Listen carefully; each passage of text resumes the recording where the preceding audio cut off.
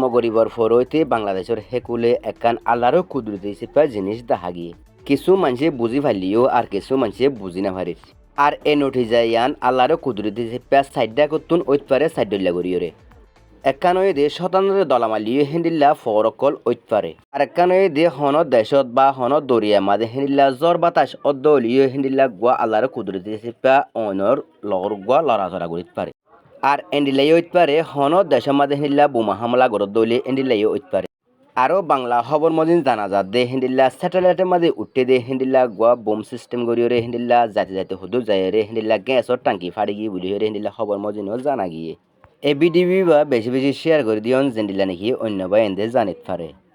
Elon মাস্কের মহাকাশ গবেষণা প্রতিষ্ঠান স্পেস এক্স ক্যালিফোর্নিয়ার ভ্যান্ডেনবার্গ স্পেস ফোর্স বেজ থেকে রাত ৯টার দিকে ফ্যালকন ৯ রকেট উৎক্ষেপণ করে। রকেটটি যখন বায়ুমণ্ডলের অনেক উপরে পৌঁছায় তখন এর ইঞ্জিন থেকে বের হওয়া গ্যাস চারদিকে ছড়িয়ে পড়ে বিশাল মেঘের মতো। মাটিতে অন্ধকার নেমে এলেও মহাকাশের ওই উচ্চতায় সূর্যের আলো ছিল। সেই আলো গ্যাসের উপর প্রতিফলিত হয়ে আকাশে তৈরি হয় উজ্জ্বল জেলিফিশের মতো দৃশ্য, যাকে বিজ্ঞানীরা বলেন জেলিফিশ ইফেক্ট।